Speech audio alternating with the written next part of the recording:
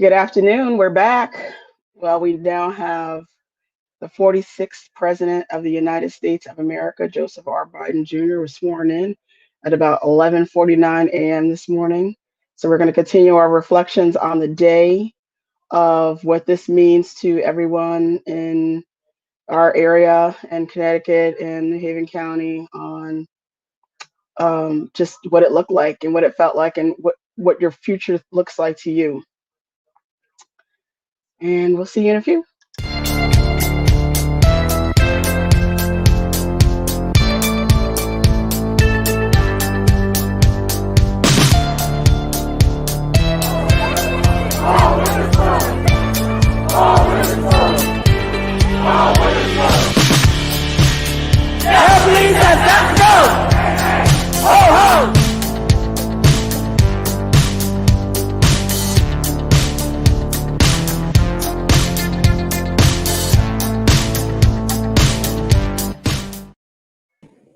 Hey, how are you, Reverend Taryn? How are you today?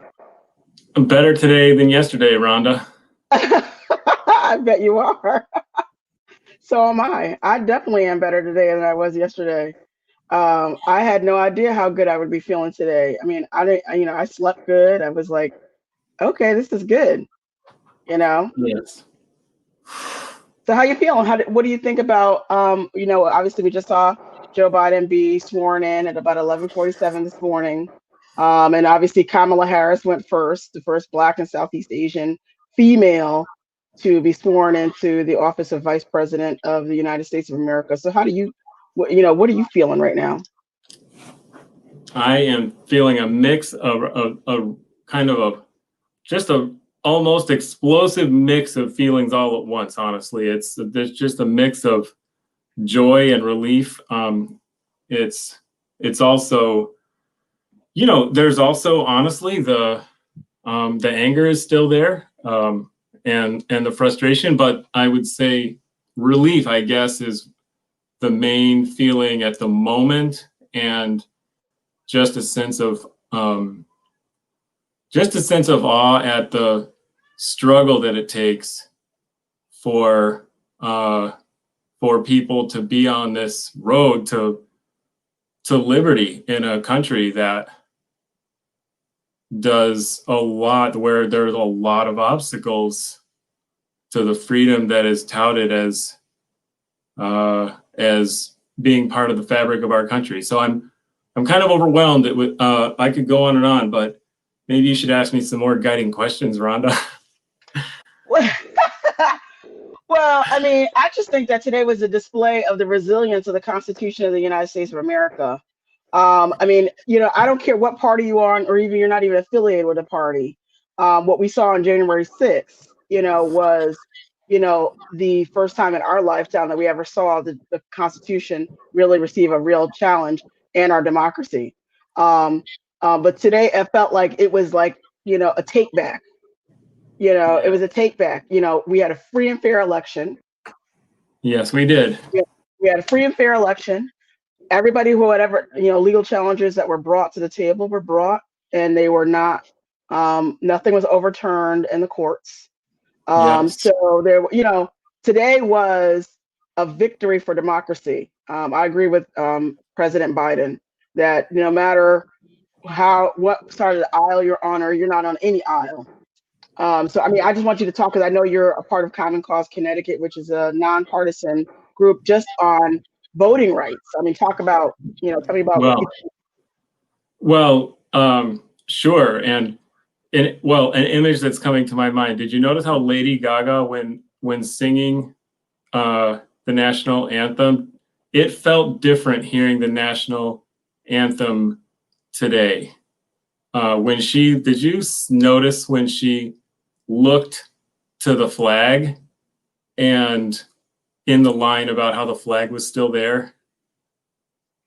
Yes. And it is not lost on me that it's not a Confederate flag flying on that building. Right. It's not a Confederate flag, even though that Confederate flag was paraded through there 2 weeks ago. For the first time ever, from what I understand, is the first time that flag was ever actually carried into that building, from what I Mm-mm-mm. and and I think I can speak, in my professional capacity as an organizer, but I can almost just take that hat off and just be really in awe and thankful for the fact that we don't live in a country that flies that flag, even though there are so many people who live that way. But yes, absolutely, today was a victory, and I want to be able to enjoy it. My mind keeps going to the 75 million people that voted the other way. Many many of whom believe the disinformation that there were problems with this election, because it was a free and fair election, and it went exceedingly well, actually. And yes, and I think of voting rights, and I think of this is the moment to take on voting rights with new vigor and expand the electorate in this country by leaps and bounds, so that what we saw on display today, which was women leading across races, Lady Gaga, if I'm not mistaken, is it safe to say that Lady Gaga is kind of a gay icon in our country? I mean, today was beautiful. Today's a beautiful day, coming on the heels of such pain, and that pain is not gone. That's still real. We still have to fight. I, as a white man, have to fight white supremacy that I uncover in myself. We're all fighting it in our communities. I know Hamden Action Now is a giant leader in that struggle. I could go on, but I feel like I heard the national anthem in a different tone today. It meant more, having seen what happened last week. And I'm sure earlier generations, maybe they felt that, and maybe that's just my first time feeling like the democracy was. Well, here's another thing that was not lost on me. I mean, if I'm not mistaken, that Capitol building was built by enslaved persons, wasn't it? Isn't that true? It is. It was. And when folks were going in there on the 6th talking about, this is our house, we built this house, I'm like, let's talk about that. I mean, our country desperately wants to try to revert back to its roots. Yeah. And then these are the same people that want to deny that these roots even exist. Right. They want to, these are the folks that want to pretend like that never happened. But the very next minute, they're saying, we want our country back and we want to revert back to our roots. So, this whole existence was built on slave labor. That's Yeah. just the reality of where we are. The Yeah. whole existence of who we are and what we are was built on slave labor. And as ugly as that is, and horrific as it is what it is. And for Black people to have any chance, for Black and brown people to have any chance in this society going forward, our democracy must stay intact. It must, because if our democracy spirals out of control and we just say, take the Constitution and ball it up and throw it in the trash, we're going to follow, this really new Trump-centric Republican Party, then I will be at the back of the bus again. Matter of fact, I won't even be on the bus. I'll be walking, because the Trump-centric party says that my vote doesn't count. The Trump-centric party says that my Jewish friends are invisible. You know what I'm saying? The Trump-centric party said that, my vote, matter of fact, you don't even get to vote anymore. We don't even want to see you. My immigrant friends, need to continue to live in cages. That's what the Trump-centric Republican Party supported for the last 4 years. So at some point, the Democrats, have a lot of work to do as a party and as people. But what we cannot allow is to allow our democracy to ever be attacked again like this. You lost the election. There's no proof that you didn't. And if we don't come against this type of foolishness, then I tell you what, our democracy will continue to be eroded, because anybody can cry and carry on and say, oh, you guys cheated, so I'm going to just stay here for another 4 years. Yeah, Sorry, it doesn't work like that. that's right. I mean, it's only very recent that these democratic gains have been made, historically speaking. And the America that is dangerously still present, as we just saw, is the one where George and Martha Washington, were owned human beings, and lied to them about the freedom that they could have. For example, in the city of Philadelphia, after 6 months, we were a family. I've talked to you about this before. We read the story of Ona Judge, who is a woman who escaped Martha Washington's grasp. That story's not told in school. Ona Judge, I didn't know who Ona Judge was, and that she escaped the first president of the United States of America as a woman who was an enslaved person, and they never caught her. And the America that's dangerously close here is that America. That's where I feel like that we are in a reckoning. And today was a demonstration of our ideals and what road we're on, right? It's the road that we're on toward vanquishing that reality into the past. But it's a road that we have to very clearly be honest about being on. Right. And and I'm just so happy to work with you on Anaconda Connecticut to, really educate people on their voting rights. Yes. Deal and confront Connecticut on its voter suppression. Yeah. In a very blue state. And it's just it's like an oxymoron, sort of. Yes, Rhonda. We're Why blue, aren't voters? Yes. We're blue, but we suppress people's votes, which is a completely antithetical to the Democrat Party. So what are we really here, and where are we going with this? So we have to actually really look at that. And from our standpoint here in New Haven County and Hamden, we're going to be looking at that statewide in 2021, because it's just really hypocritical to be a blue state to be so voter suppressive. And why aren't we automatically registering all voters that interact with state agencies? Why aren't we automatically electronically registering everyone? Right. And why aren't we doing that? And why aren't we opening the polls earlier? Why aren't we opening the polls 2-3 weeks or a month earlier, through voting by mail, or drop your ballot off like we did last time for COVID? Yeah. What harm was that? Yeah. What harm is that anyway? Right.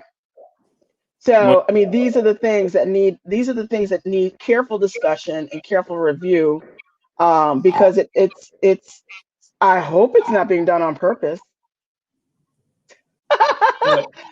But and nonetheless, it's being done.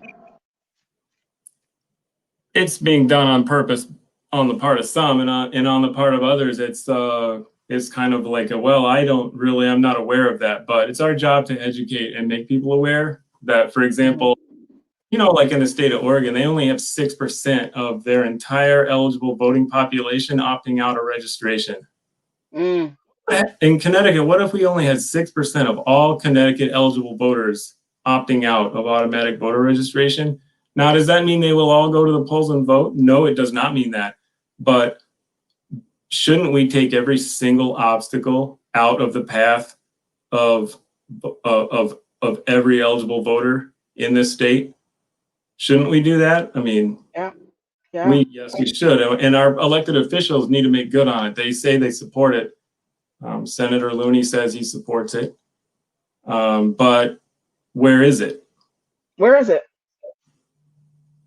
So, you'll see a very strong, I'm really going to coordinate it. I'm going to work very hard to coordinate. You're going to see a very strong movement from Black and Brown community here in Connecticut that's really going to be determined to really end and really increase the pathways to the vote for the Black and Brown community, because it's ridiculous and it has to stop.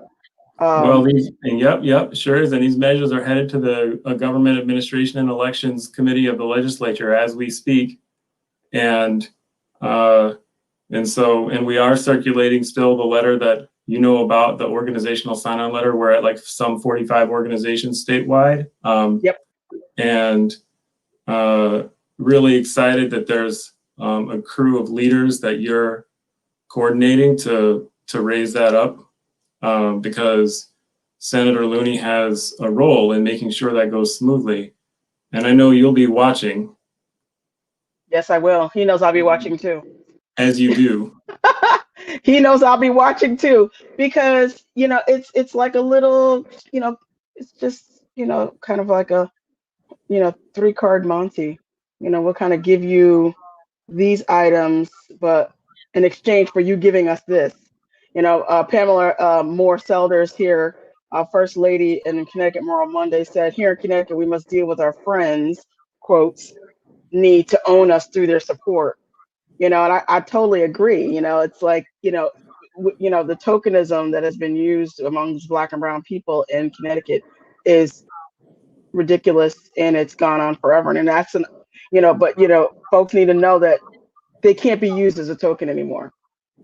I mean, either you're going to be down for the cause and lead it, or you're going to absolutely go have a seat. And so that's where we're saying as far as 2021 is concerned. Absolutely. So, well, thank you so much for coming and chatting. We just wanted everybody to come in and share their reflections on the day, and share with us your thoughts. I'm so happy that, Joe Biden, the point was of this election and this process is that the person who the country did not want, the 81 million people, their voices were heard and they got to the polls, and yet we have another president just being sworn in.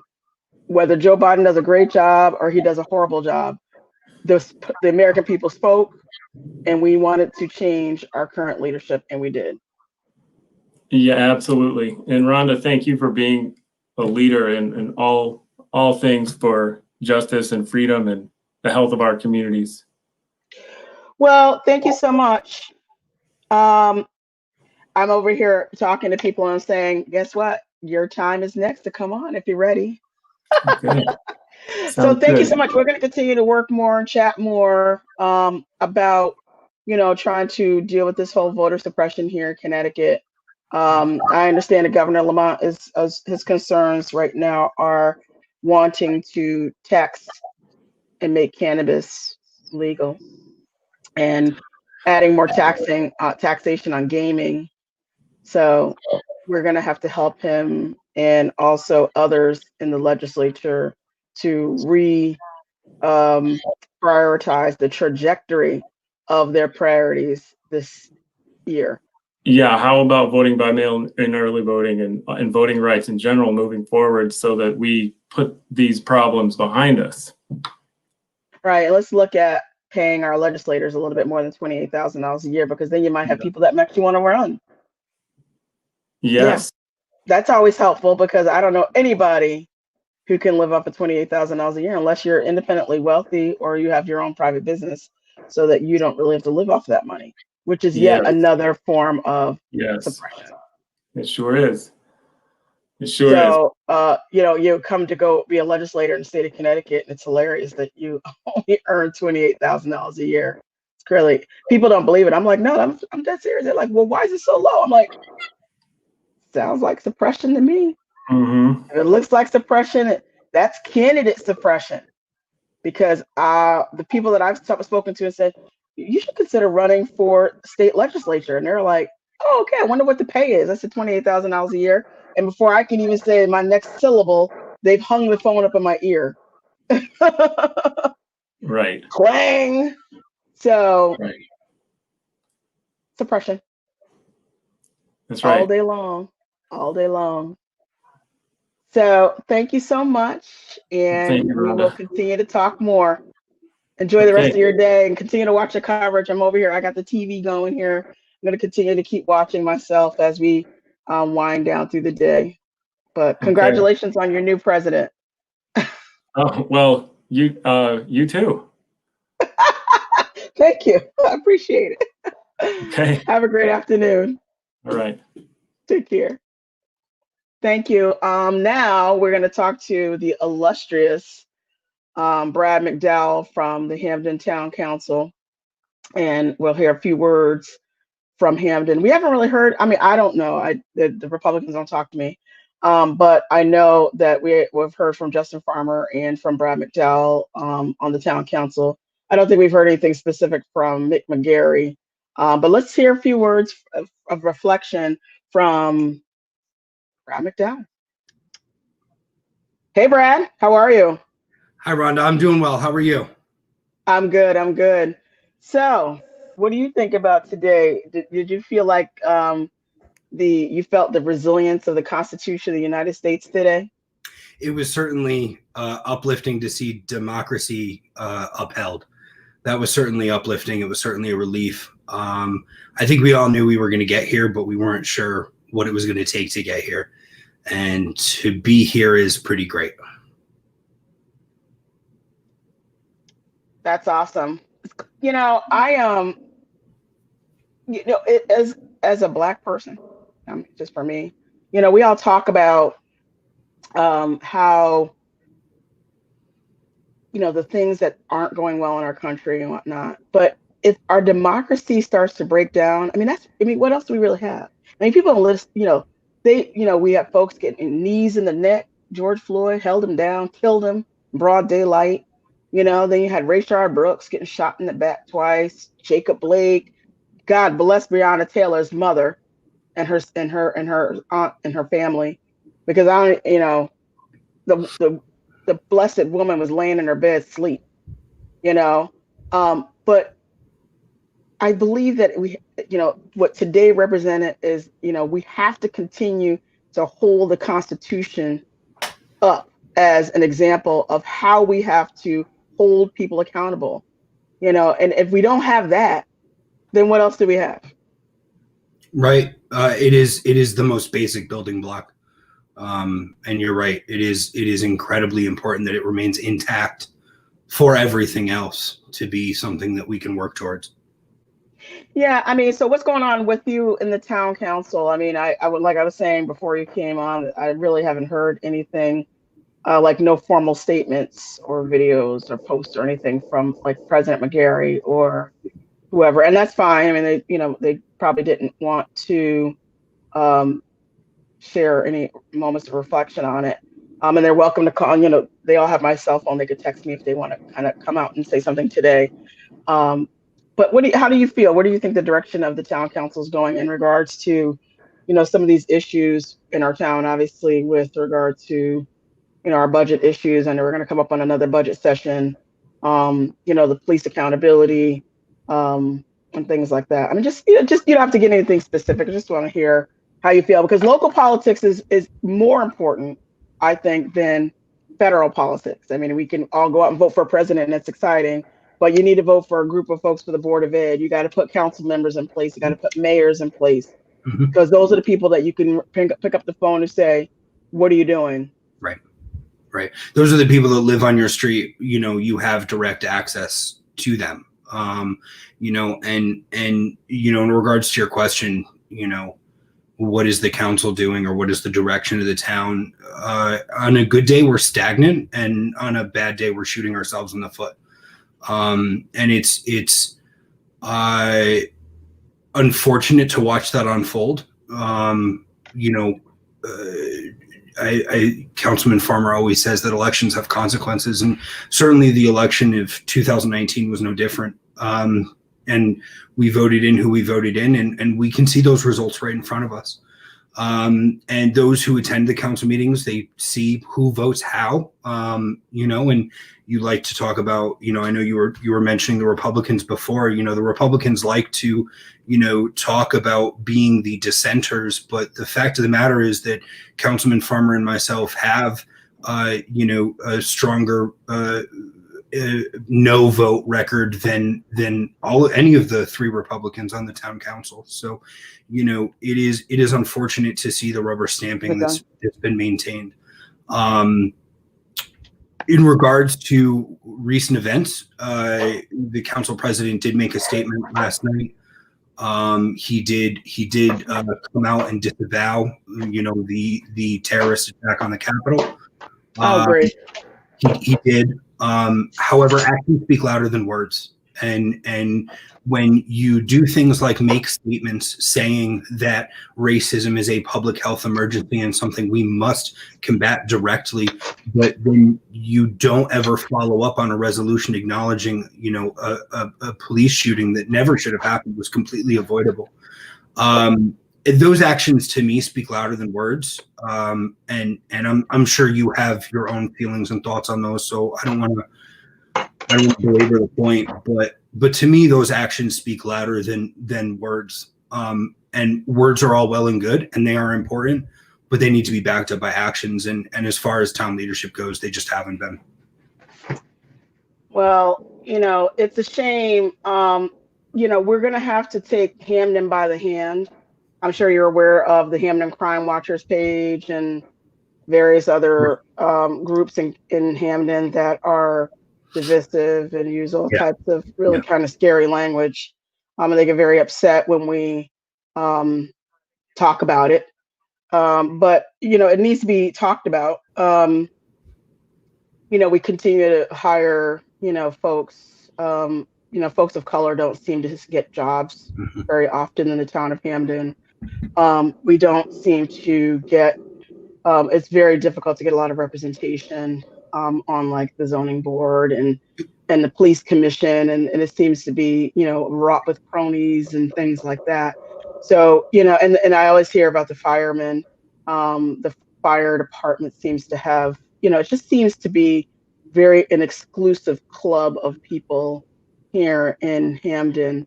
And, you know, I firmly believe that, you know, we all pay the same taxes, a lot of taxes, property taxes to live in this town.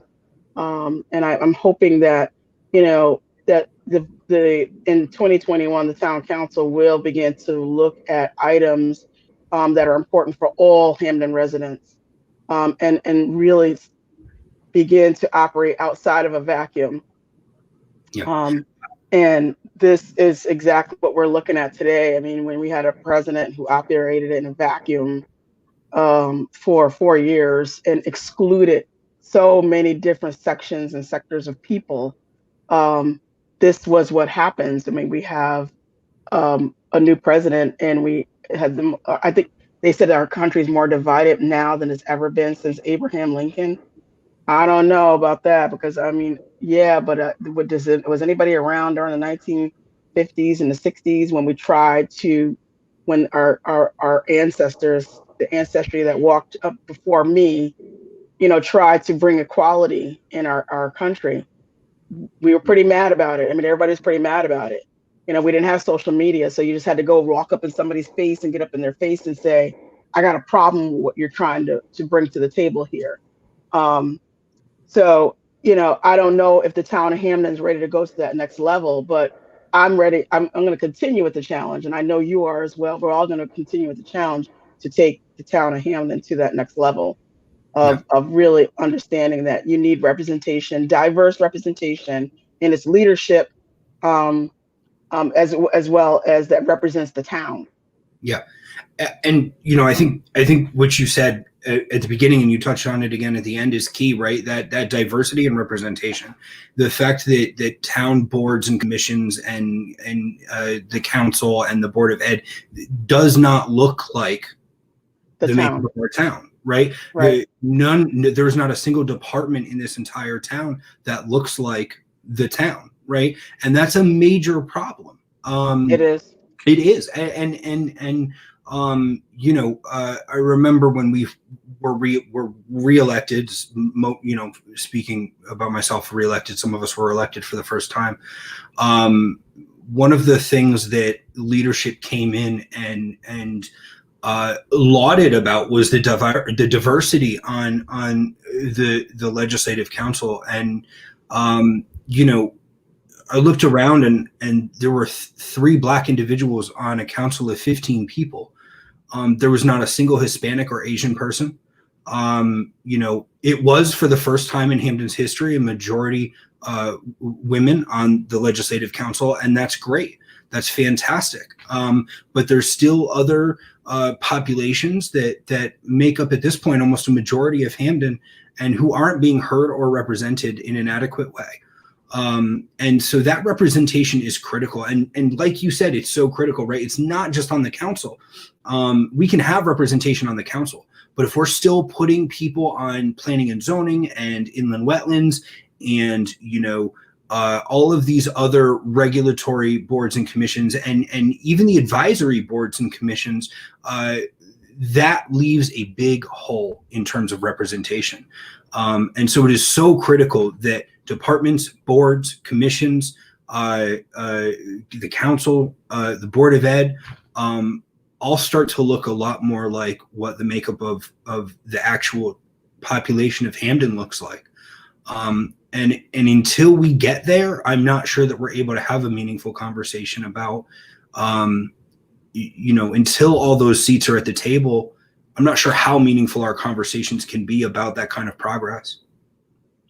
Well, it has to, this is what democracy looks like. Mm-hmm. When we say that we want to have, our town leadership to be representative of the diversity in the town, then we have to ask our current leadership to do it. And then when they don't, we tell the current leadership, then go clear your office because you won't be there.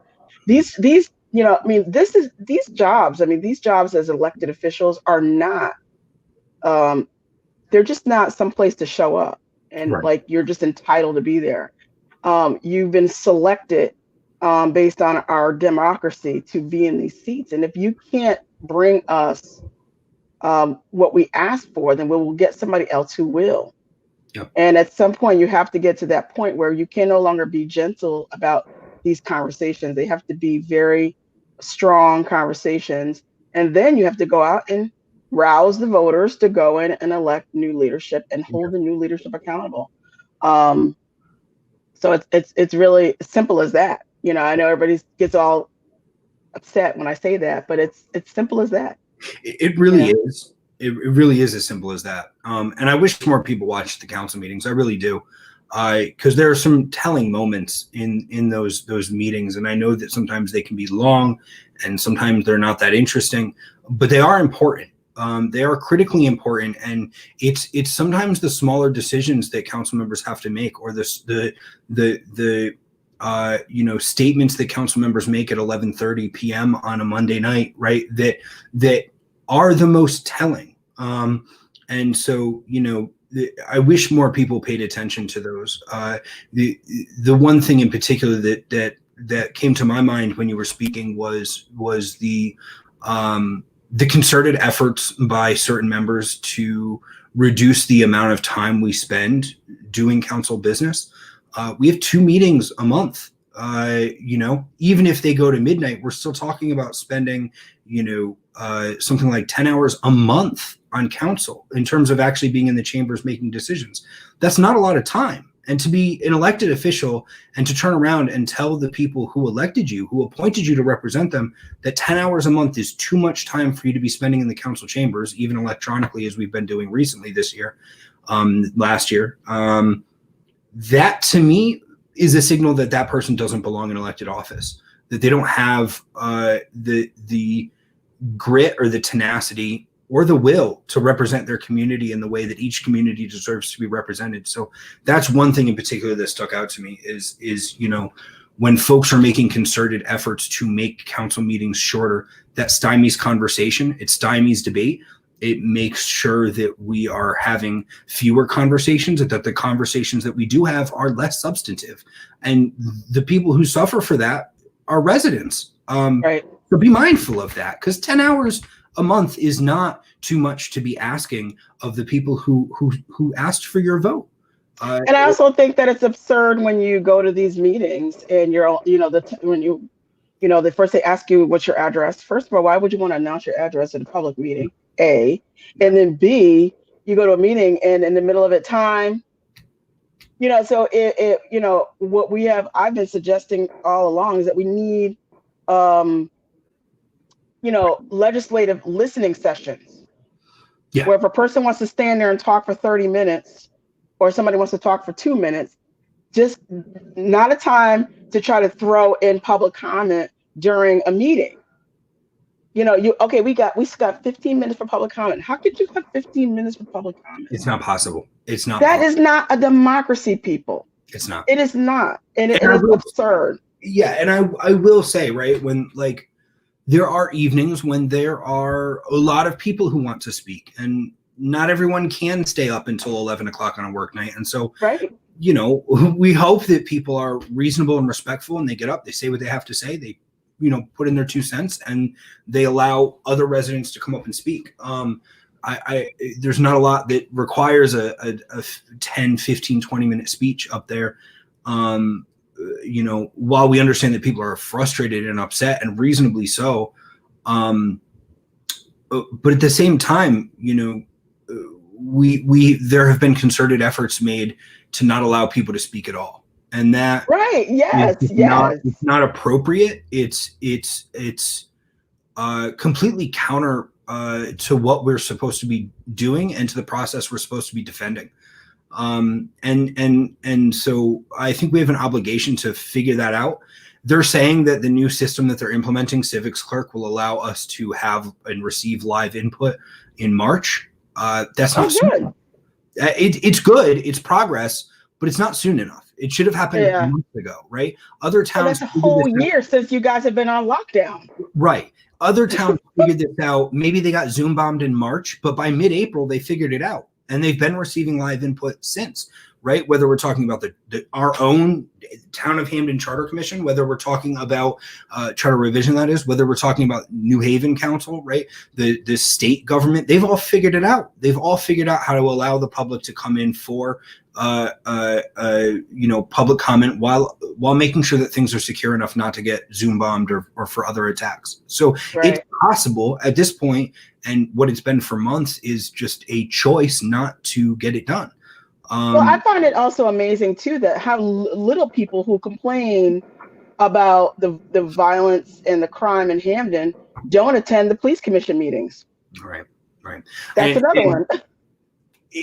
It all comes full circle, right? I want to acknowledge the rise in certain crimes, right? That exists. We have to deal with it. The response to it, both from residents and from a lot of residents, not everyone, but a lot of residents, and from leadership, has been discouraging. Responses of violence for things like property crime, responses of vigilante work is unacceptable. And there have absolutely been comments that are rooted in white supremacy, and they are it's not acceptable. It's not acceptable anywhere. And certainly we need to do a better job identifying that and saying that it's not okay. I will say that we certainly have a lot of work in front of us to deal with. We have seen a rise in theft. We have seen a rise in gun violence, and we've seen a rise in domestic violence as well. And these are national trends. These are not unique to Hamden. They're not unique to Connecticut. They're not unique to the region. They are national trends. And we have an obligation to figure out what to do to make sure we're protecting the community. But emotional pleas for violence or vigilantism is not the answer. And we have to be better than that. Yeah, I mean, we also had a comment from First Lady Selders, who said Trump centrism is a deep fear. I mean, it's something fearful that white folks are feeling right now that they think is being taken away from them. I mean, they were literally in there screeching at our Capitol, top of their lungs, "We want our country back. We just want to be free." And I was just like, free from what? Like, what are you talking about? Yeah. Free that you can't just have your way, that your candidate didn't win, and that you should just be free to say, screw the system. We're going to throw it out the window this year so our candidate can have their way. I mean, it's just, I mean, just right here on Hamden Action Now on our this is just a harmless live stream, Brad. This is something when we got lemons, when the pandemic hit last March, we made lemonade. We continue the conversation about equality, voting rights, Black and brown issues in our community and around our state. And everybody attacked us. How dare you? You shouldn't say that.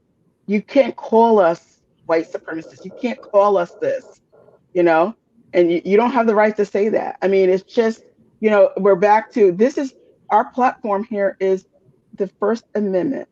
We're freely speaking our truth. And we always want to make sure, because there's no other platform. You don't hear from anybody on the town council on a regular basis. You can't talk to them. You get 3 minutes if you go to a meeting. So, you have to start creating other platforms where you can be heard, where the community can be heard. Absolutely. And we have to do a better job. I understand the desire for the Hamden Crime Watchers page, but if town leadership were doing their job and listening to the community, these desires for help and for us to deal with these problems have existed, and they've been loud. And it's been a lack of acknowledgement and a lack of listening that has resulted in the need to create this group. And so I understand why the group is created. Me too. I get why the group is created. Nobody has been listening, right? And no. Councilman Farmer said it for weeks, right? 4 weeks before the Hamden Crime Watchers group ever became a thing. Every 2 weeks at every single council meeting for several meetings in a row, there's been a rise in crime. We need to have a conversation about what that looks like and what we're going to deal with it. And the council president would say, okay, and then move on and never have that conversation until the next meeting, where Councilman Farmer would again, and there are other council members, myself included, who agreed and backed up those demands for a conversation to deal with these issues. But that constant dismissal, of course, we're at a point now where people are, creating other mechanisms by which to be heard, because they weren't listened to. They weren't listened. You can't just ignore it. It's not going to go away. It's not going away. Right. Yeah. So I mean, I agree. I mean, I've been saying that since the beginning. I said, I was begging and pleading. I was just making sure, Chief Sullivan, Mayor Lang, please go talk to these people about what your plans are to address this crime. Folks are talking about taking matters into their own hands. Yeah, and we need to hear from you. Right, absolutely. And I will say that one of my concerns, right, is we have systems in place, right, that identify trends in crime, when things are spiking, when things are, getting better, getting worse. Where are they getting better? Where are they getting worse? What crimes are getting better or getting worse? Right. We have systems in place to be able to do this, right? There is data that is always being logged, always being tracked. Yet somehow this is something that's going unaddressed.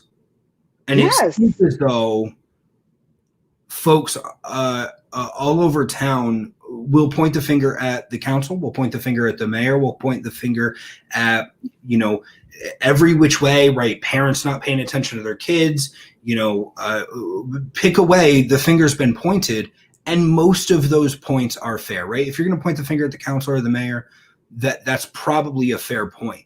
The mayor and the council have to do more on these issues. However, the one place where I don't understand why we haven't analyzed is the police department.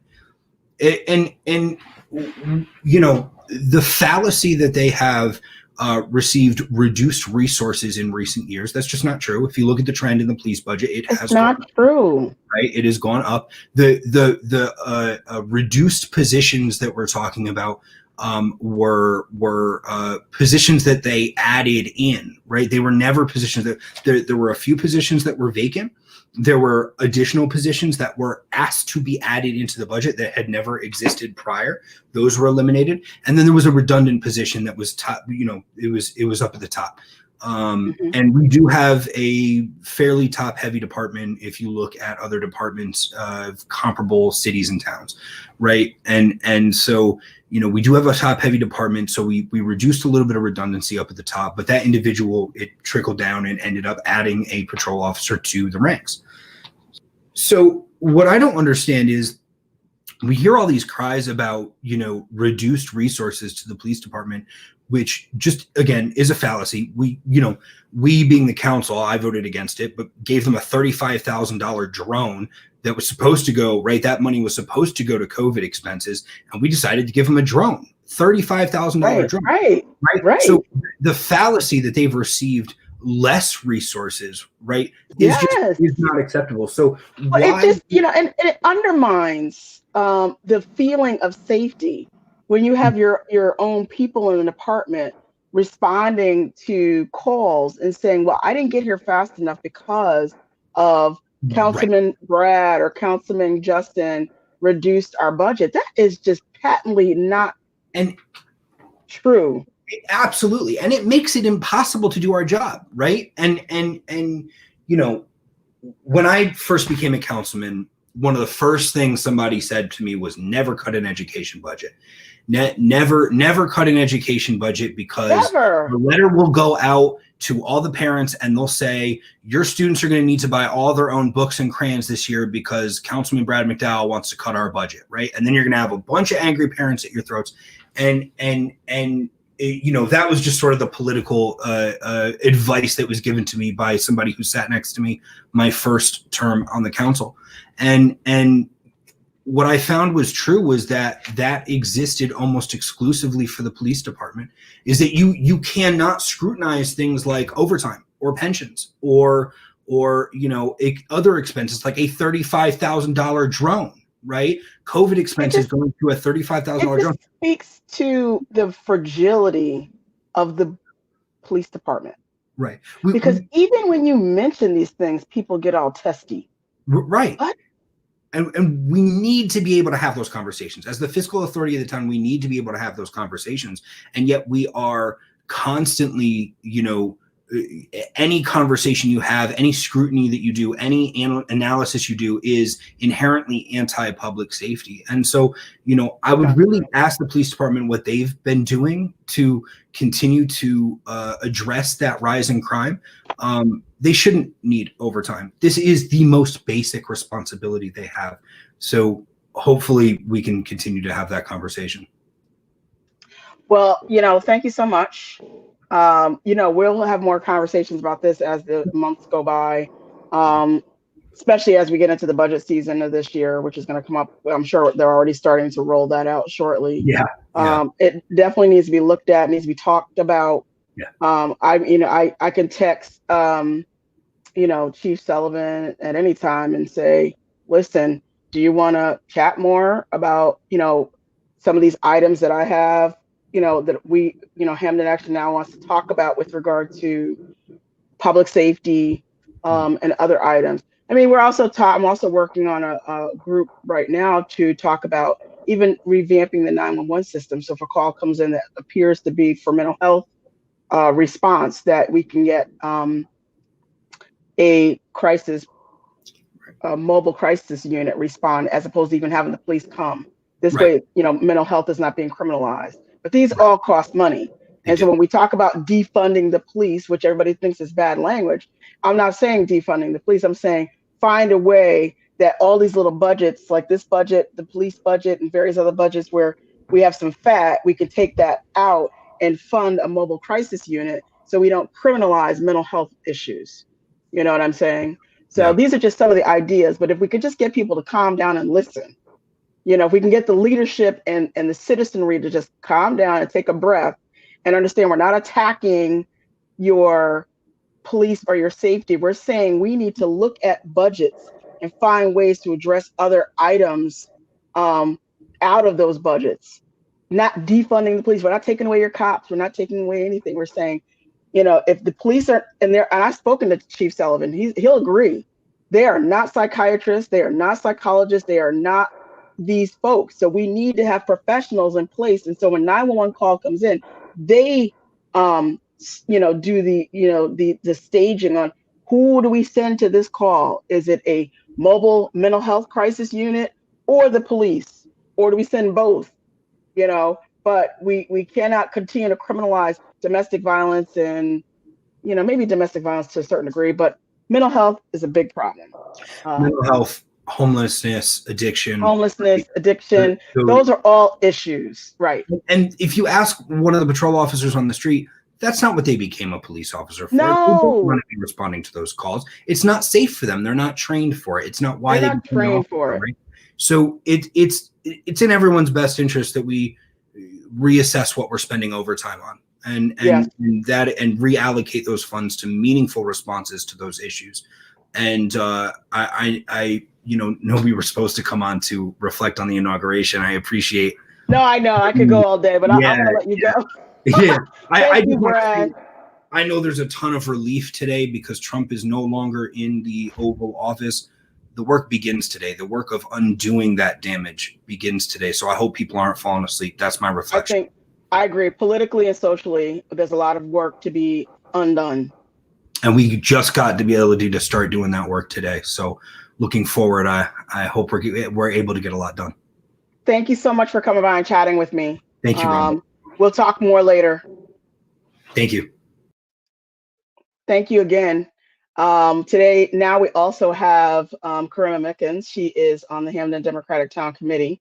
She's coming to share her reflections on today's events and the inauguration of the 46th President of the United States, Joseph R. Biden Jr., who was elected with a resounding 81 million votes in November 3rd. And I keep looking this way because I keep watching on my TV because they're having the whole function go on. I can't wait to hear from Karima. Her husband also sits on the Democratic Town Council, actually on the Hamden Town Council for the 7th District. How are you, Karima? Let me unmute you. Unmute. I am unmuted. Okay, so I'm going to correct you real quick because I know people are probably like, who is Karima? It's Karima. So I was Karima, I'm sorry. No problem. You know what? I am happy to be here. I apologize, but thank you. No, it's fine. So what's your thoughts on today's inauguration? Well, you know what? I am just I'm happy. I feel like I can take like I was able to kind of exhale for a moment. It's just been a really long 4 years, and I just celebrate today. I'm in the moment. I'm choosing to stay here in this day and not really look back at yesterday or before 12 o'clock or before 11 a.m.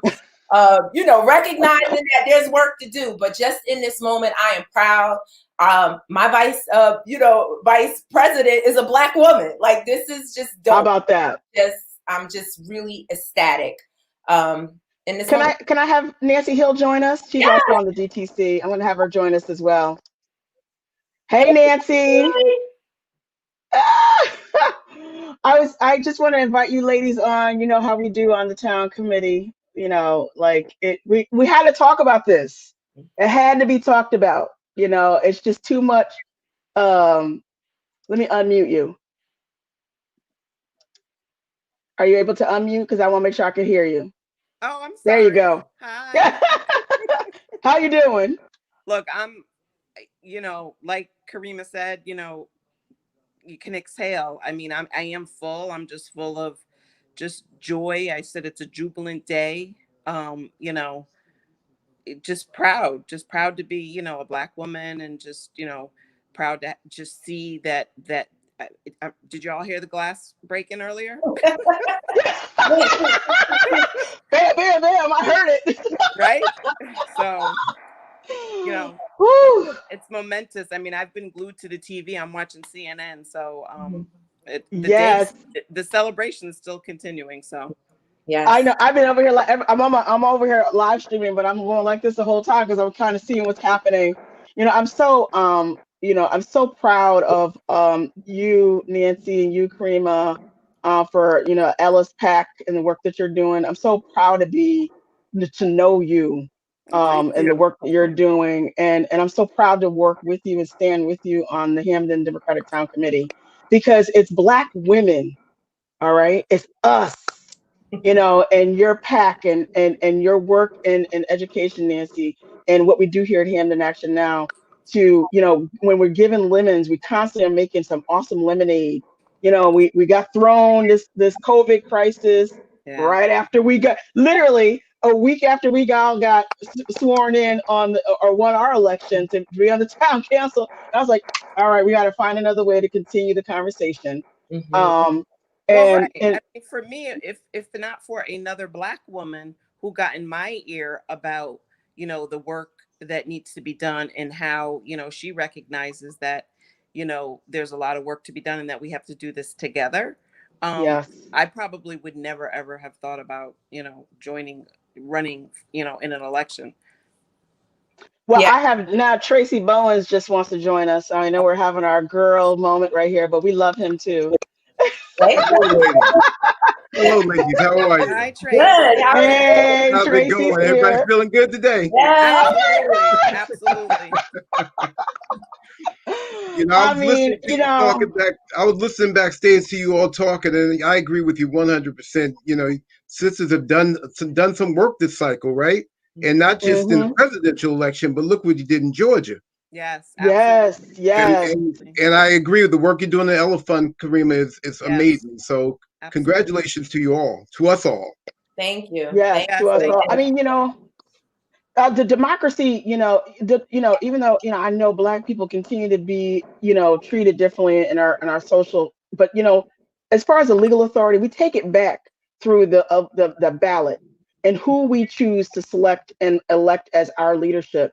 And if they do not subscribe to the agenda that we put forth, then they need to pack their stuff, go clean out your office, because you're leaving. Yes. And I said that there's a couple people here in Connecticut I said that to, and they left. They're no longer a state senator, because I was like, you cannot continue to not subscribe to a Black and a brown agenda. The Black agenda is pretty simple. We're ending the segregation of the housing here in the state of Connecticut.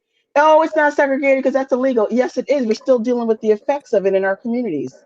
Yeah. Our schools, our infrastructure, the area. I mean, just look at the Keefe Center. The Keefe Center is a hot and holy mess. I mean, it is old, and it keeps getting bumped on the state agenda for a bond commission. So we can't see. We have the police, the fire department down there, which is in horrible condition. So, I mean, if we don't, again, if our leadership that's currently in place can't get it together, guess what?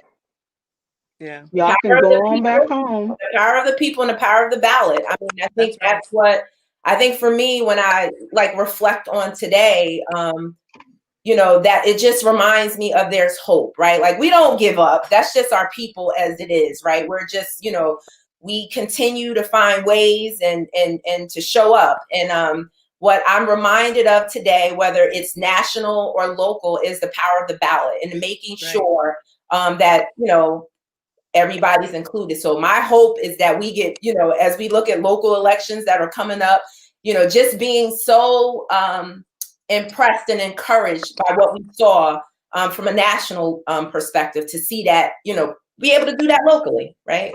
Yes. And part of that is, I mean, we can do this locally, but what we need to continue to do is to build our bench up, right? We need to re-enfranchise voters, get people out there realizing that the power is in the ballot. Because a lot of people didn't believe that for a long time. So, I mean, we need to keep our foot on the gas in that regard, bringing more people in to our numbers swell to the point where we can get anything we want. because it's the right That's thing right. to do. Yeah, it's all about, listening to each other and each other's perspective and giving each other and everybody a voice and getting a seat at the table. That's so important. And if we can't get the seat, let's bring a folding chair. Yep. You know, That's um, right. We're gonna bring it out. Somebody's gonna have to get up. Yep. You can't have those seats. or slide You got to get up. Or you build a slide bigger over. table. Or Just you slide build a bigger over. table. That's all. That's right. Slide over. Just slide over. Well, I mean, I know you've been hearing on our page all the push for ending voter suppression in Connecticut. It's a very suppressed state, and even the candidate suppression. Why the state representative is only making $28,000 a year for 75% of a 40 hour per week job, which is ridiculous. But it's another way. It's a nice little gentle way of having suppression because I've asked a few people, I said, you should just run for state rep or you should run for state senate. And they're like, I said, well, how much does it pay? I'm like, 28,000. They're like, before I can get my phone right. clanged. It costs me money to run. Right. Then it's a lot of aggravation. Then when I get in, I'm not paid enough money, right? Like, wait a minute. But is that standard for everybody, or again, is that a black and brown white issue? That's a Connecticut issue. Okay. Because if you are a state representative or legislator in New York, it's well over $100,000 a year. Oh. And other states have term limits as well. Yeah. Other states have 8-year term limits or even 16-year term limits. Connecticut doesn't have them at all. So we look blue, but we kind of don't act blue on the low. You know what I mean? Well, I think just quickly and briefly, Hampden, we're in a good spot right now because, the charter revision committee has been formed and developed. And so, I think getting in their ear about the necessary changes that need to come, because like we just talked about, or what you just mentioned, like terms and lengths of time that people can serve is just, they really need to look at that. You need, like I said, different perspectives, different mindsets to come to the table and to have a seat at the table and to begin that opportunity in order to move things forward. Because you gotta know where you've been in order to know where you're going. Yeah, I totally agree. So how are y'all feeling about the appointments? Are y'all loving the diversity of it? Right? Absolutely. Absolutely. Right. Absolutely. Again, like I said, I think you got to look at, where you've been to know where you're going and where you want to go, right? We can't talk about diversity and equality and equity and not, have any representation of that from those very people that have that background, that perspective, and that, that knowledge. Well, he's doing what he said he was going to do, because that's exactly what he said he was going to do. So he has to go in there with diversity in mind, and he's doing that because that's what he promised, right? That's so right. And we need to hold people accountable to their promises at every level. Yeah. So that's always been the biggest problem, is that you don't get people, the minute that they get in office, you can't even get them on the phone. You can't get an email. You're talking to the aide of the aide of the aide. And that's just got to stop. I mean, you were all up and smiling and everybody was happy and shaking hands when you ran for office. And now I have to talk to the secretary of your third aide in order to, right. It's just crazy. Now you're not available. Now you're not available. but again, you remember that next cycle, right? So, Right. I mean, nothing changes overnight, but it's a step. All these are stepping stones, and we need to remember what people said, what they did, what they promised, what promises they broke. I mean, all this is a cycle, and we just have to keep building one cycle after another. Yeah, a lot of folks go to the polls and that's all they do. Once I voted, and then they don't, I'm like, but that's not it. It absolutely does not end there. I mean, if you're upset about issues with regard to your children's education, and everybody's, oh, but I'm not a political person. I'm like, okay, do you send your kids to public school? Yeah.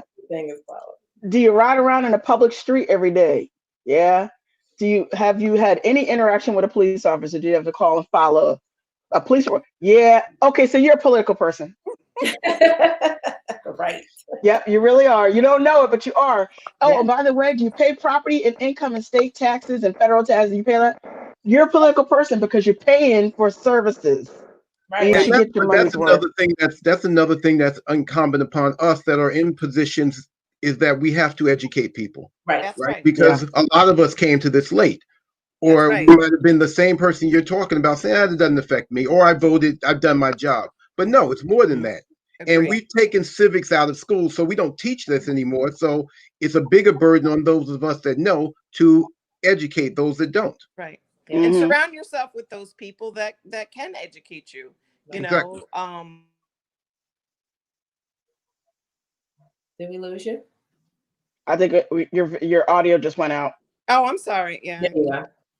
Yeah. Mentor somebody, be a Yes. mentor to somebody, if you can, raise up somebody. That's that education and information and being transparent, which is what in the 9th district that we spoke about during the election, that, we want transparency. Right. Right. I mean, my goal is to go round up all the millennials and Good. start Yeah. telling them about how the Democratic Town Committee and how these town committees work. I'm like, those folks that show up on these ballots, they just don't magically appear. There's a whole politics behind how you even get on the ballot. Right. That's right. And not just the town committees, you can jump on commissions. There That's are right. tons of Exactly. commissions. Yep. Exactly. Agree. The commission and but the leadership of these towns. I mean, and even the subtle behind the scenes leadership that goes on these committees that even kind of king make. If that's the kind of I should say that out loud. The kingmakers who are behind the scenes who decide who gets on the ballot. Right. That's and when I tell people about that, they're like, "Wait a minute." I said, "How do you think Joe Ganim got on that ballot when he got out of federal prison? Mm, He didn't just magically jump on that ballot. no, There's some group of people that just specifically wanted him on there." that's right. Yeah, and I think it's important for I think just what you said in terms of educating the community, using our positions, right? We're part of the DTC to make sure that we're bringing more people in the fold, right? Because I think I'm one of the people. I'm from the school of thought that the diversity of people, and I know that's like the buzzword that everybody uses, but I know it makes a difference, right? Mm-hmm. Having a woman in the White House, trust me, is going to make a difference. Having a Black woman in the White House is going to make a difference. The more that you can bring different people, all voices to the table, we all benefit. And so, I know we talk, as Karima, the person, as Karima, the Hamden DTC, as Karima Ellis Fun Pat, like that is what's, some of the things, one of the things that's really important to me is bringing more people in the fold. And that's if you don't, building up a bench. You have to have the voices at the table. Mm-hmm.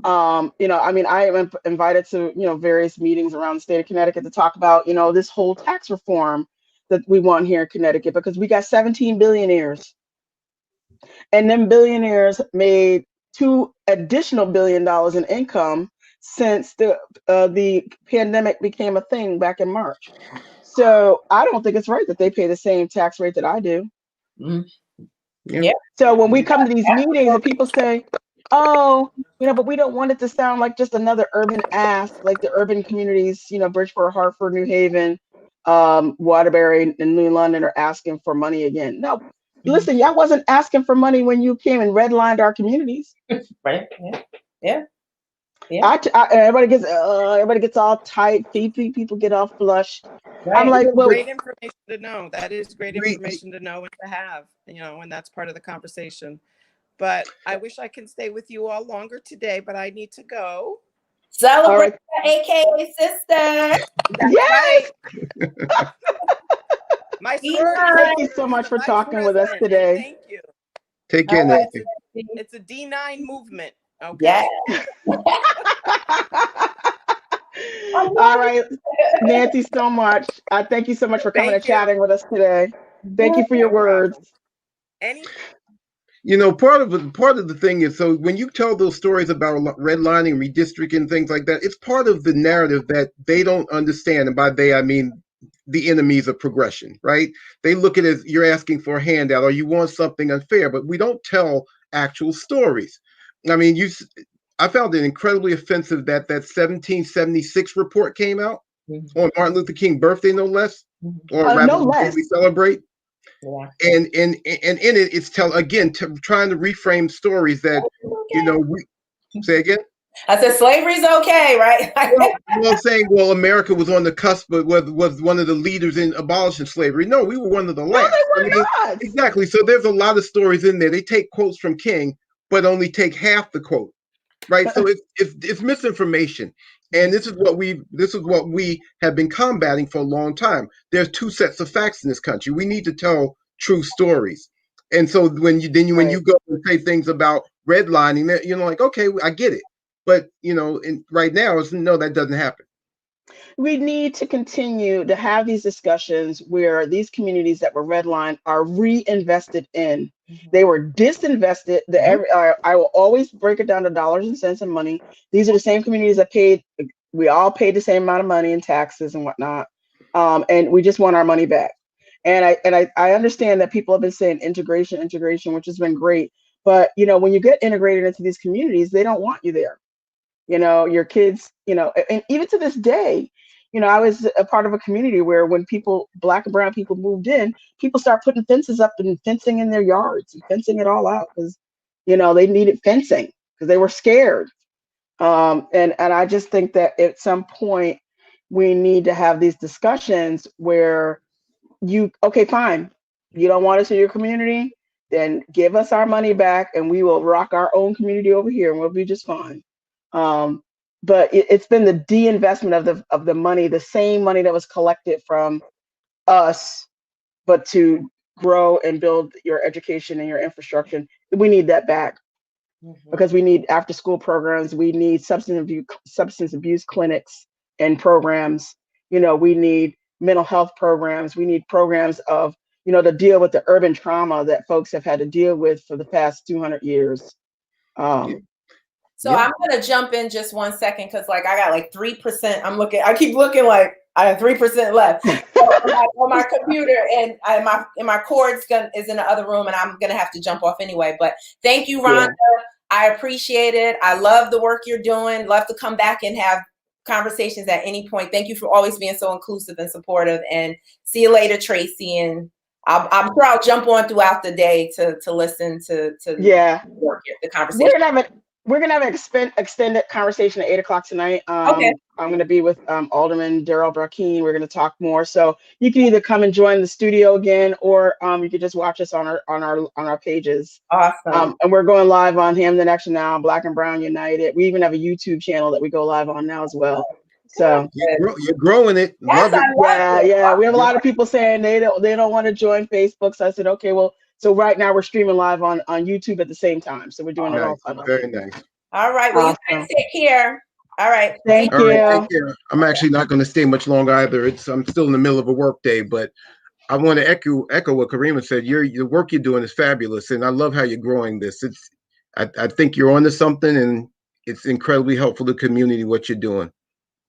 Well, I think that we cannot rely on mainstream media. We know who runs that. It's not us. And so, we get sound bites. Oh, I can't stomach a sound bite.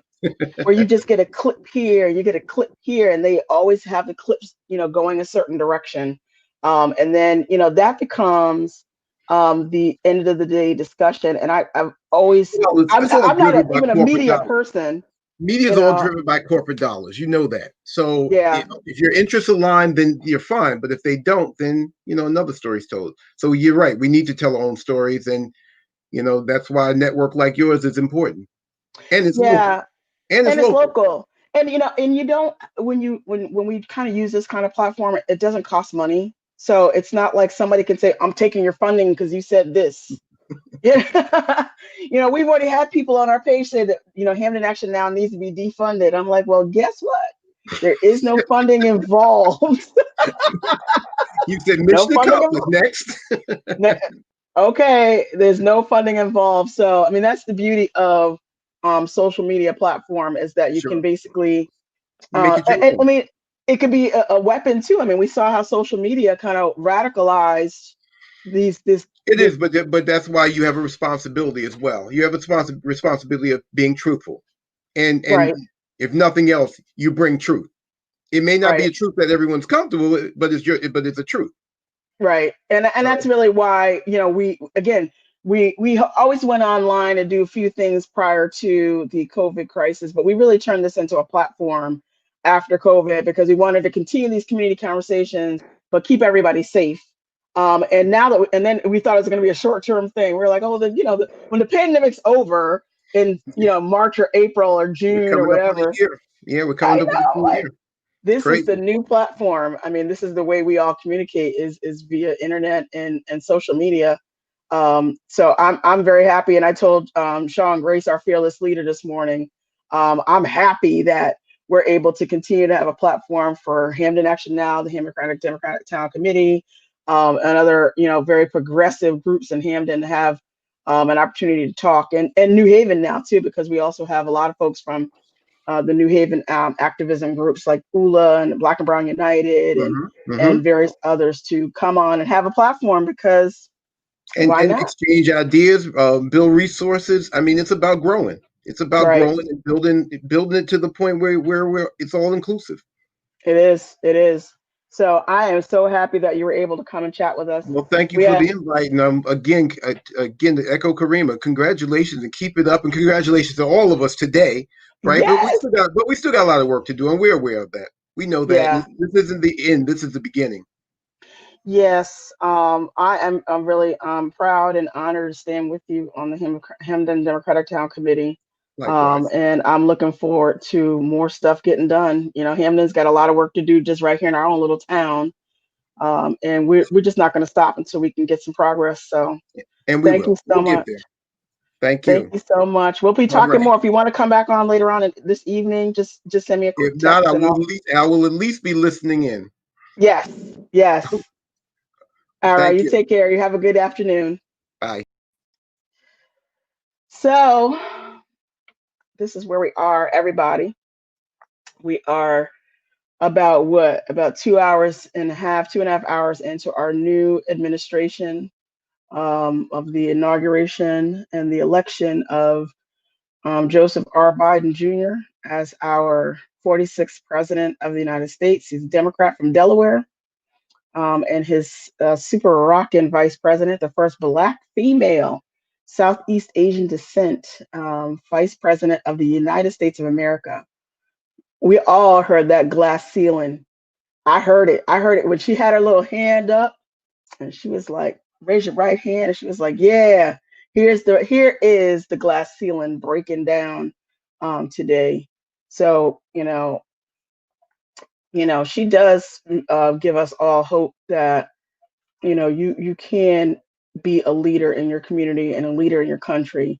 And she represents all the women, the Stacey Abrams, the Karima Mickens and Nancy Hill, and these awesome women that I have a pleasure and honor of serving with here in Hamden, on the Hamden Town Committee, and other women who are not on the town committee who actually are very hardworking for social justice and really voter justice in our state, like those Black women of, Barbara Fair in New Haven and CJ from Black and Brown United in Action, and all the members of ULA and all of the Black and Brown people who are continuing to stand up in our community. And Justin Farmer, Justin, you haven't called me back yet, but I'm waiting to hear from you.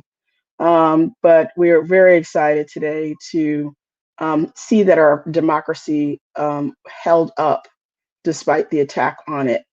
The Constitution, that living, breathing document that guides our society and our country, held up. And I think the resilience of our Constitution today should be celebrated for its resilience and after its challenge since November 3rd. November 3rd, we witnessed a historic election of what was it? Way more than 150 million folks came out to the polls in the middle of a pandemic, the likes we haven't seen in over 100 years. Um, I don't know why we did that. I mean, I know why we did it. I don't know why we don't do it every election cycle. But I think that we have to give each other a high five and say, this needs to be what we look like every election cycle. You know, lines of people, extending voting times. You know, Connecticut, I was able to take my little paper ballot, came in the mail. I was able to fill it out, sign the envelope, and go drop it off down at the town box on October 7th. And then when the lines hit on November 3rd, I was able to drive around and see the lines here in my polling station.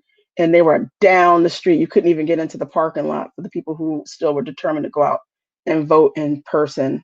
It was just amazing. And it for me, I think that I would welcome the state of Connecticut and Senator Martin Looney and Senator Bob Duff to add that to this 2021's legislative agenda, to add early voting and no excuse absentee voting and parolee voting rights, have them restored, and not, if you've already paid your debt to society, why do you have to continue to keep paying your debt to society by not having your voting rights restored after you've been released from prison?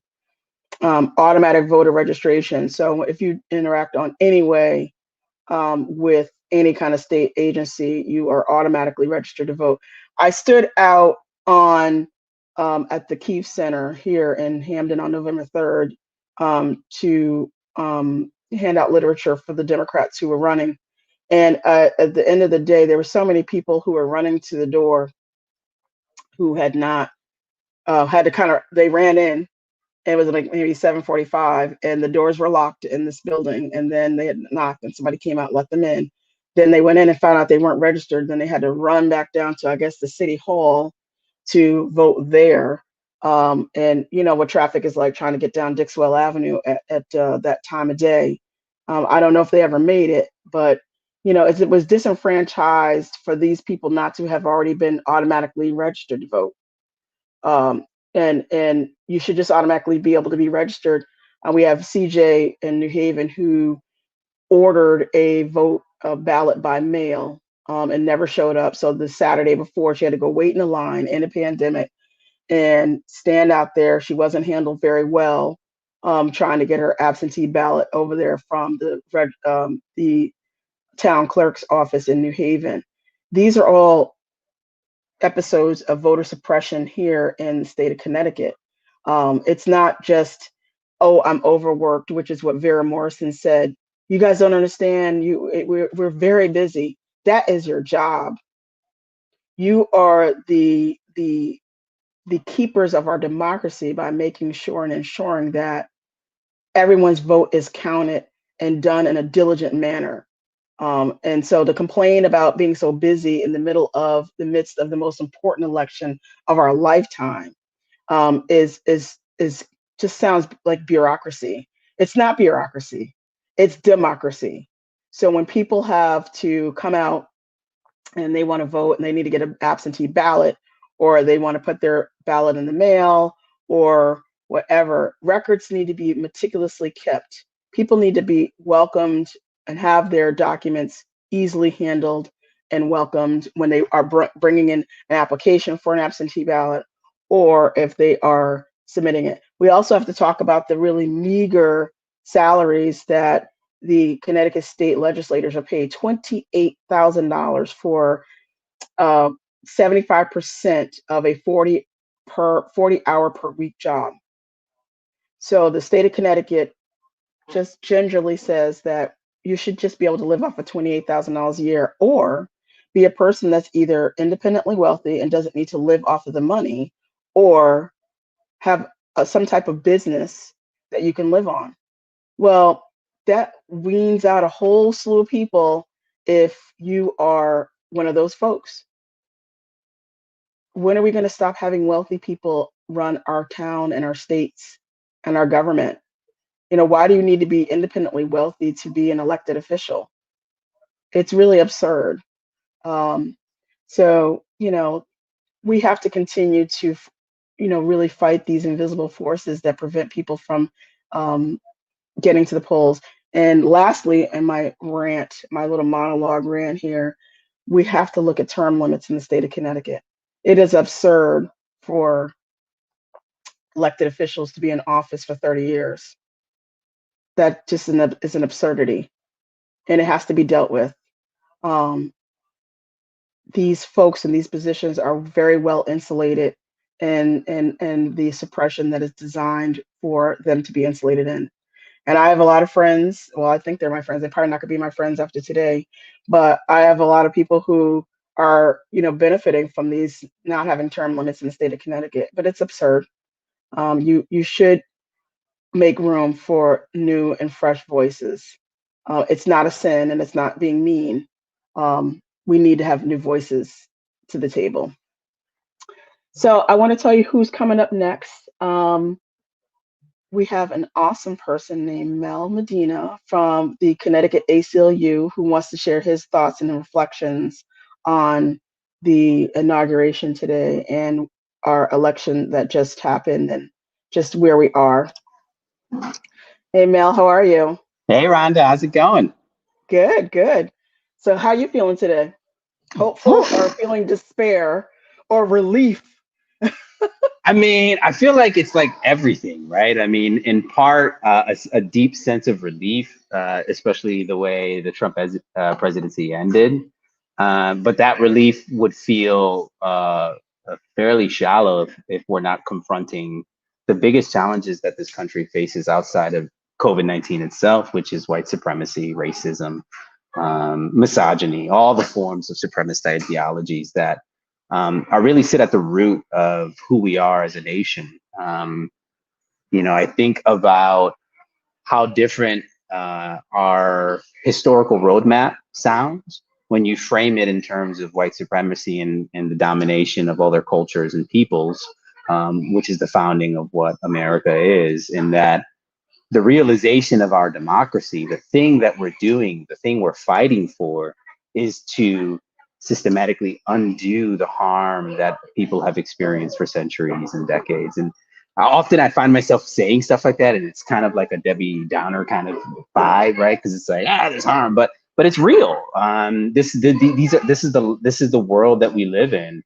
I'm incredibly relieved that Joe Biden won the presidential election. I'm incredibly relieved that Democrats control the House and by one vote through Vice President Kamala Harris, which is amazing to say, have some control over the Senate. But obviously all that stuff gets complicated by political relationships and how things will actually, end up unfolding. But I'm relieved about that. But I'm also thinking about the challenges that we have.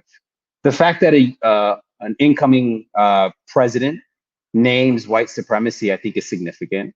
That doesn't mean anything other than that there's a national recognition from the top office in this country that white supremacy is a real thing. But it also came on the heels of not being able to deny it because white supremacists tried to launched an insurrection and tried to take over our democracy. And empowered and in many ways fanning the flame was Donald Trump. So it's a mix of emotions, really. But I'm feeling hopeful. I'm also worried. I'm worried that this, for many people in America, on the progressive side, marks a relief moment for them where they get to kind of go back to their life, right? Yeah. Why people feel relief is because for 4 years, people have felt like they need to be part of a quote unquote resistance.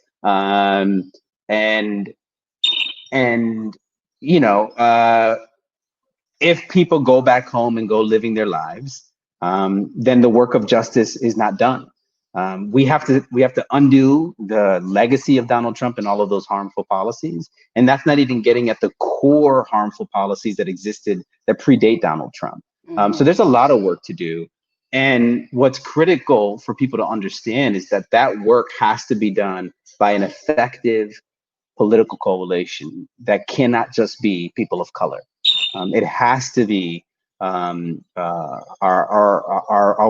white allies, or as however they want to define themselves, folks who have power, who are willing to step into a space to end the domination and subjugation of oppressed people. if you fit that category, you are needed in this long-standing, centuries-long struggle to realize the democracy that was promised but has not yet been realized. Those are my thoughts, but you know, I'm super happy, right? Like I'm just like, but he's really happy though. I don't get it twisted. I'm also like, he ain't here, word. That was Mel's happy speech. Now that I've bummed everybody out. My argument is I agree with you. See, what happens is that you have your white allies who can, you know, jump in and help you in these spaces, but then they take the spaces over. Yeah. And that always seems to be the drag, you know. I mean, like you always, even though, you know, you have political white allies and whatnot, you know, you always have to keep your eye, got to give them the side eye and be like, okay, what y'all really up to? Because, you know, it just, you know, racism and white supremacy is just, it's just this, like, it's like this thing, it just clings and you can't, you have to find a way. I mean, you have to absolutely do a daily, like you got to reject it, white allies, because it's just so, and we can unpack that, right? Yeah. I mean, there's a way to unpack it, because I was having this conversation with someone the other day. We often talk about white privilege separate and distinct from white supremacy as this other thing, less harmful thing, when really white supremacy is the violence of the system, and the benefits of a violent system is the privilege, right? And that's what white privilege is. And it's so hard in movement work for fighting for liberation, because there's a need for accountability, and there's a need for a space of grace where you're trying to help people unlearn the privilege that they've benefited from, whether passively or actively, and whether or not they're engaged on the more violent side of white supremacy doesn't actually matter, if to those who simply see themselves as benefiting from it. And so unpacking that is really hard. And I think the other part that's really hard is the difference of notions of empowerment. When you're fighting for power, step one for oppressed people is to empower people to believe that they're valuable. But if you've benefited from the system of white supremacy, you have white privilege and already believe yourself to be valuable. And so you enter these spaces where people who've lived with privilege are probably not even aware, right? They're coming up and grabbing the mic because that's how they've lived their life. And they're not recognizing that you're in a group of people who we're working to believe that they own that mic and that they should speak. And it's that inability to have that conversation that creates that tension. Also, sometimes they're just not great people, right? Like some people just aren't great and they just want to like invade stuff and they just want to like take things over. Like that also happens. But I mean, I can just absolutely totally agree with you. You're exactly right. I mean, I just think that, you know, it's very hard for people who live in a place of privilege and have been born generationally in a place of privilege. I mean, with you. And so again, you know, when you see people and they come in and they, you know, they see, oh, well, this is how I need to fix you. Right. Fixing you doesn't by the least mean that I'm going to relinquish any of my power, any of my social power to you at all. But I'm going to fix you, and these are the items that I think that need to be fixed. And so these are the items that need to be fixed. Audacity that they think they can fix this structural issue. And if you really think about it, this is why I was just telling my beautiful members from the Hampton Blacktown Democratic, well, not black, but the Democratic Town Committee, but we aren't just happen to be black folks. But, you know, I mean, I just kind of was so frustrated with mainstream media, how our movement here in Hampton was being portrayed. And I was just frustrated. And so I was like, okay, I got to find another way. So I, you know, kind of created this live stream, and we're expanding and we're growing and whatnot, because now we have YouTube and Twitter and other, we get to go live on all of them at the same time. Because I just am tired of, again, mainstream media is run by white folks. So they're constantly defining us through their media. I mean, let's just talk about, we could talk about Fox News until Jesus comes back. It's just outrageous. The misinformation and the really poor, the really horrific portrayals of Black and brown people through the white mainstream media. So I was like, okay, let's find a space for Black and brown people in the state of Connecticut around Connecticut to be able to come on and say really what happened, rather than having these 14,000 little sound bites where we all end up looking crazy at the end of the day anyway. Right. Because at the end of the day, white people, their relief that they think that we need is through their prism. Mm. And your prism is through this prism of privilege. So you will never get a clear shot or understanding of what relief looks like for us. We have to be the definers of what relief looks like. And it is, they're not going to ever be happy with it. You know, I mean, and so as far as I'm concerned, the playing field is leveled at the voting booth. Mm. Yeah. You leveled the 1965, the playing field was leveled. Right. And so if you want to get back your power, or even, try to increase our power in our community, we must go to that voting booth. We must. And we must hold these people accountable. I mean, they're spending millions of dollars across this country to try to prevent people to do it for some reason, right? Like, it's like obvious.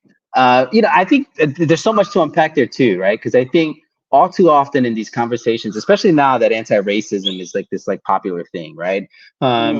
People's inability to identify what racism is as different and distinct from bias and prejudice, right? Bias and prejudice is the beliefs, the ideologies of believing you're better, and etc. Racism is a structural power dynamic. It is the form of domination that people marginalized by race, ethnicity, religion, what have you, experience because of dominant culture. And you're 100% right that the media, in their interpretation of movement work, are really feeding this beast of domination when they're articulating the struggles of young Black activists in Connecticut fighting against police violence and taking their words and in many ways shifting or twisting their words, or not telling the full story, which is the other challenge of the media landscape, especially in Connecticut, as the industry is really kind of unfolding on itself because of a lack of resources. It's hard to tell the story of freedom in 500 words or less, or in one-off news stories. We're not seeing the long-form coverage of this liberation work that's happening. And it's also the case that it's likely because there's not an audience for it, because they're trying to feed an audience. And so you building and establishing your platform and telling your story in full form, so that the full context of what the struggle for liberation is incredibly important to telling that narrative and winning on that narrative. So I applaud you, and I'm really excited to see this continue to flourish. Well, that's what happened when did you hear about Corinne Prescott, the lady who got spit on January 6th? I don't know the background about it. No, yeah, what happened? But again, you didn't know because the mainstream media didn't. Right. Case in To your point. Case in point. Right. Here is a woman exercising her First Amendment rights to stand out and appeal to the legislators as they're walking in, and this woman stood up next to her and spat on her face. It's unbelievable. Wow. It's in 2021. Again, but you don't hear nothing about it. Let it be vice versa. Let her roll up and have spat on that woman's face, and I guarantee you it would have been on every highlight reel. Oh, big time. Fox 61, NBC, everybody. Right. And so I'm not a journalist. I'm a real estate person. You know what I'm saying? I do real estate for the last 30 years. I mean, this is not. I'm looking for a house. Help me out.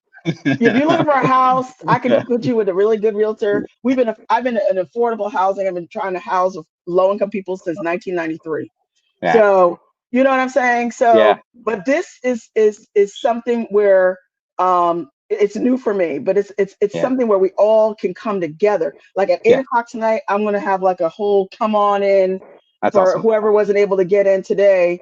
And let's talk more. Hopefully, we'll have Representative Porter, Senator Winfield, Alder Brackeen, and various other state legislators. We're going to have in Connecticut more on Monday. We're going to have a big.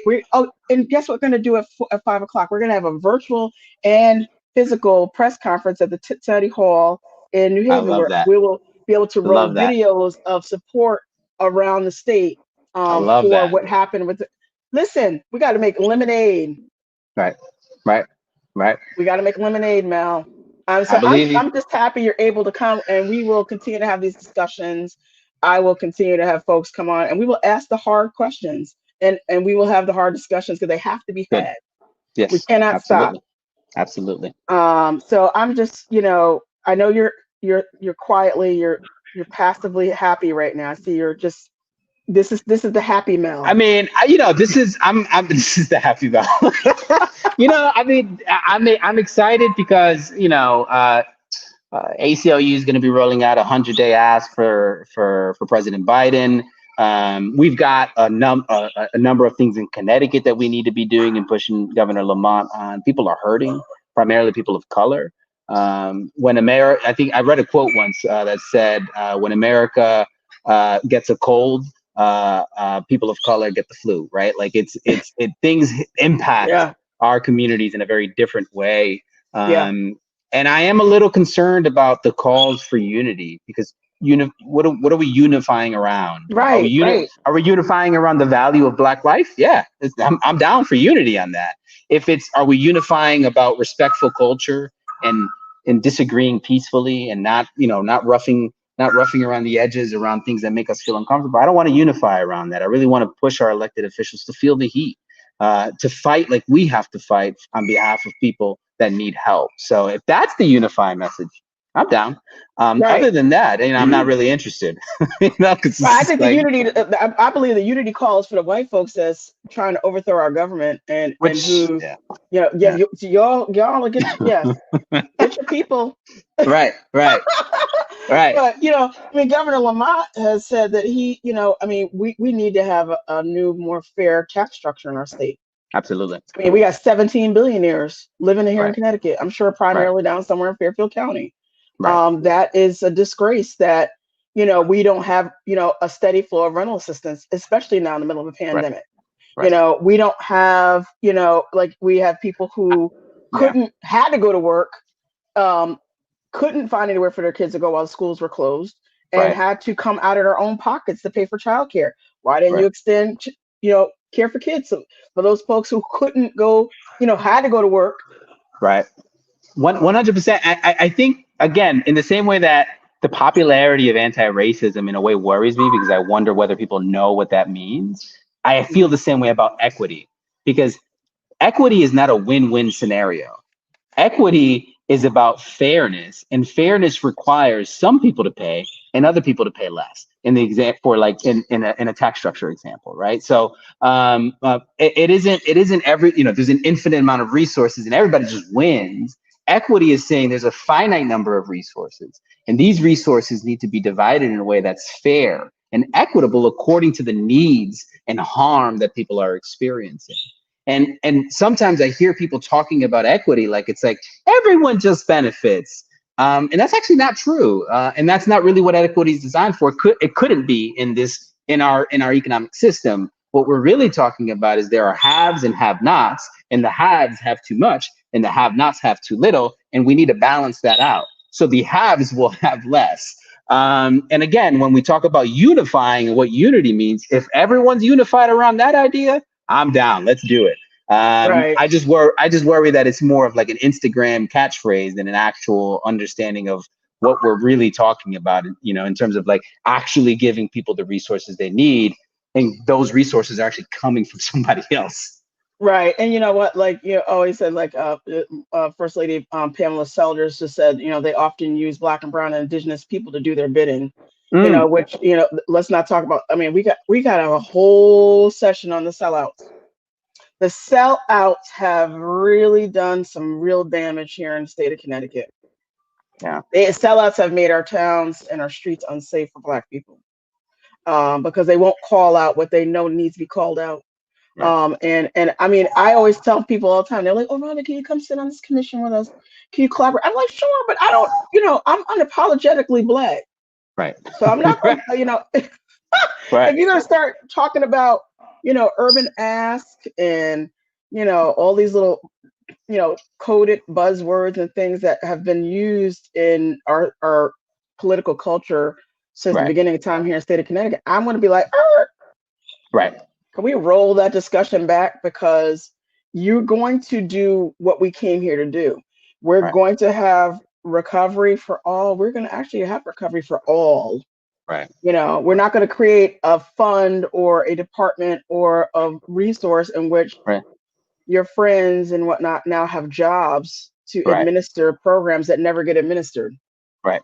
I see Right. that happen all the time. Right. So, you know, we you know, these are the kind of things that I want to just make sure that everybody knows. Hamden Action Now and the folks that follow our page know that we are Yeah. unapologetically Black, Brown, and Indigenous. Yeah. And if you really need to be told off about what's going on in your community, we're the ones to come to, because it's Right. come to I mean, us. but it's critical, right? Because like, if it's true, which I believe it's true, that this country was founded on really through white supremacist ideology, the calling for a new land and taking land away, and then bringing enslaved people here, and then conquering through imperialism other colonies and countries. If that is truly our history, and there is a promise of democracy, liberty, freedom that is yet to be realized, and that's the work that we're working towards. If that's true, and that's the American story, it necessitates that Black, Indigenous, Brown, people of color, whatever political term we want to use, are at the center, not just of the work, but at the leadership of it, so that we're developing that pipeline. And so, you know, and I think there's a difference, right, between a person of color, using a political term, right, a person of color who has power, that understands that they need to leverage their power in certain ways for the greater good, is one thing. That's separate and distinct from someone who's essentially either knowingly or unknowingly in a tokenized position, where they represent the inability for Black, Indigenous, and Brown people to organize for power, because they're used as the lever that undoes the temperature, right? Or the tension, because they're speaking on behalf of the community that they may or may not be connected to. Those are different things. Right, which makes the community less safe, I think. Right. And less democratically engaged, right? Because you start just not believing in the system anymore. And to your point, less safe, less healthy. Less healthy and less safe and broke. Yeah. Because you're the one at the table getting the bennies because you're doing the bidding, and you're now you're the token, and I'm good. Right? Like, I'm good. Like Dr. Eileen Tracy, let me sell out a whole community of kids because me and my $250,000 a year check, she's the superintendent of New Haven Board of Ed. She's good. I mean, she make $250 a year. She's great. But let's not speak to the people, especially, you know, the domestic workers that had to come out of their own pockets to pay for childcare when schools were closed for the COVID crisis. Right. You know, 100%. I mean, and like the part that is mind-boggling is people in the middle class, specifically in the upper middle class and middle class, who would benefit from policies that are specifically targeted for working class people, right? Universal daycare, universal kindergarten, right? Like these are concepts that help and aid working class people, but also help and aid middle class and upper middle class people. And so that the coalition of political power across religion, ethnicity, and race can be realized if the policy demands are centered on the most marginalized and most impacted people, which is always Black, Indigenous, and Brown people. And I worry for this country, because I think Republicans in particular, now that I'm leaving the ACU of Connecticut, I have some more liberty to speak up. You're leaving? Where are you going? I hope you're going somewhere fun. I'm going to our national office. I'm going to be working. So I'm in my last 2 weeks, but you know, I'll name something that I've said publicly elsewhere is, you know, the worry that I have for our democratic future is that one party has made it pretty clear that it is working specifically on behalf of rich white men, but overall generally working on the interests, although not in actual policy terms of white folks, right? There is really very little space for anyone that is not white in the Republican Party. Exactly. What that creates is then Black, Indigenous, and people of color are stuck with the Democratic Party. But that political coalition is now so large because it's encompassing suburban whites, rural whites, working class whites, middle class whites, upper middle class. It's encompassing Silicon Valley now. It has Hollywood, and then it has Black, Indigenous, and people of color. And so the choices that the Democratic Party is making isn't centered on the most harmed. It's centered on trying to maintain that coalition. And if that coalition deems that the issues of people of color harm the larger coalition, they're not going to center our issues. Now, the fact that the Democratic Party is trying to center racial justice in whatever way it can is just, it says how powerful the movement work of Black organizers in particular is, that despite those barriers, despite those political realities, they've been able to build power in a way that tries to center the issues of marginalized and vulnerable people, but it's an uphill battle. And so Republican Party is not changing. It's kind of said pretty clear what it's got. I mean, essentially the Republican Party indirectly and directly endorsed an insurrection. Both members of Congress, state officials, and local officials, people forget about that. AGs were pumping and endorsing that they rally. Sure did. And so the question now then becomes for Democrats in leadership. Who are you fighting for? Because right now is a moment to protect and fight for not just equality, but equity for Black, Indigenous, and brown people. And so equality is nice. Right, okay, you don't put a police dog, maybe. Right. You don't spit in my face. Well, yeah, they do that still. But equity. Right. Equity. I've been saying that. We could talk until we're green, but if this person can't get a job and this person is education, their children's education is substandard, right? And none of it matters. I will always tell you that money changes the whole equation. Right. No, absolutely. So, I mean, we forget that Martin Luther King, and by 1967, was articulating a different vision. I know this is something that Lady Pamela and Bishop Selders are always talking about, right? He was talking about by the end of right before he was killed, he was talking about economic justice. He had moved beyond just a civil rights conversation. It was talking about a broader economic justice conversation for America, for every American. Think about how forward-looking this is. In 1967, he's articulating a vision for guaranteed universal basic income, something that we're just now actually talking about. And then he was talking about a guaranteed middle-class universal income. Because at that point, he was trying to talk about ending. We have to come to a point where we have to end the brutality of Jim Crow. Right. Listen, he's like our hands are filled with this. We could talk about the poverty and the slave type wages that were being paid, to those folks that are still sharecropping in the South. But damn it, I need you to stop killing us. We need to stop the lynchings. Right.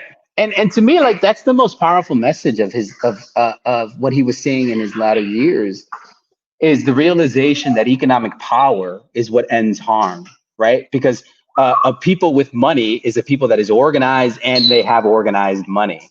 And so this idea of building towards economic justice is actually for the safety and security of Black, Indigenous, and Latino people in general. I just wrote that down. I'm gonna be quoting you later on today. No, quote King. You ain't quoting me. Economic power ends harm. I love that one, because everybody keeps telling me it's not about money. It's about money. It's about money. It's all about. I said slavery was about money. Yep. Post-slavery, Jim Crow was about money to incarcerate everybody so we can have more free labor. Come on. It's been about money since day one. Stop it. Right. It is. I'm sorry, Mel. I don't want to keep you too long. I know, everybody who's been coming on today, I'm like, listen, we can go. But